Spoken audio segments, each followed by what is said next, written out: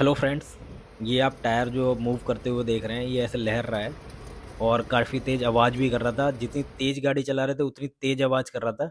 यानी कि अगर इस टाइप की कंडीशन हो आपकी गाड़ी में, तेज़ चलाने में तेज़ हमिंग साउंड आए, तो यानी कि आपके टायर का कोई ना कोई एक बेरिंग ख़राब हो चुका है। इस केस में इसके आगे के दोनों बेरिंग ख़राब हो रखे थे। ये वाला जो है राइट साइड का ज़्यादा आवाज़ कर रहा है। इसमें पूरा कंप्लीट हब होता है, पूरा कंप्लीट हब चेंज होगा। और ये क्यों ख़राब होता है, इसमें पानी चले जाए या इसकी एक पर्टिकुलर लाइफ होती है तब होता है, या फिर आपका टायर कहीं ज़ोर से टकराए उसके कारण भी बेरिंग ख़राब हो जाता है। तो इसमें हम हब चेंज करेंगे और प्रॉब्लम सॉल्व हो जाएगी।